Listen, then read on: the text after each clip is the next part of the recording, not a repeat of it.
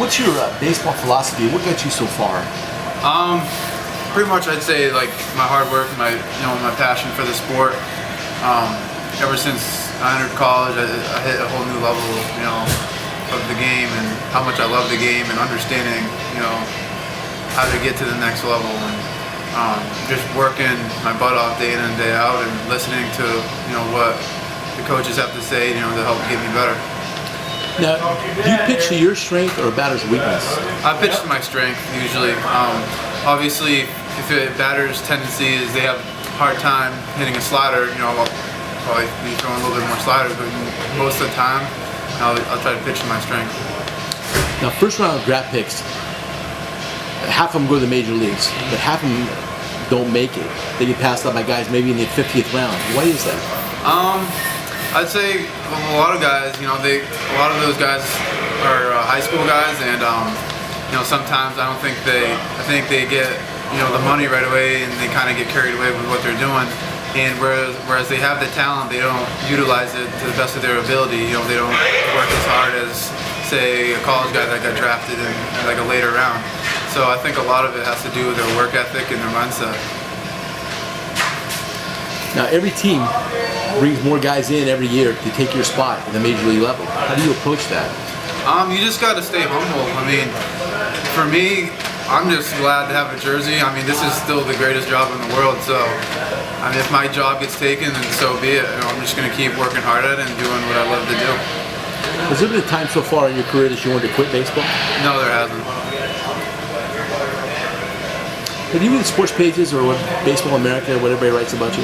I have not. I've never read anything, to be honest with you. As a pitcher, how do you handle the umpires? How do you handle the umpires?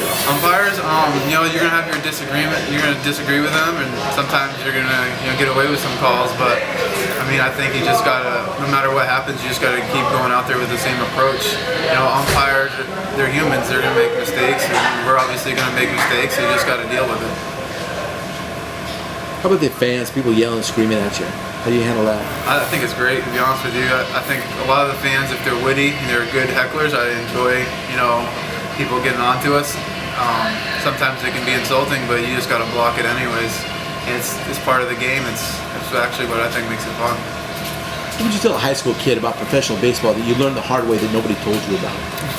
I'm sorry, say it again? What would you tell a high school kid about professional baseball that you learned the hard way that nobody told you about?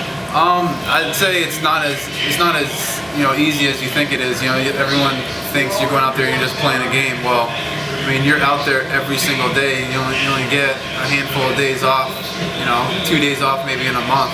So you're at it every day, and it's a grind. It's not like high school. You play up to 30. Where I'm from, 30 games max. To 60 games, you're playing over 130, and you have to find a way to perform and have energy and just get people out. From my perspective, every day in and day out, it's not easy. Anything about baseball I didn't ask you that you want to tell somebody that nobody knew about inside baseball? Inside baseball, just enjoy it. If you get involved in professional baseball, like I said, it's day in and day out, and you got.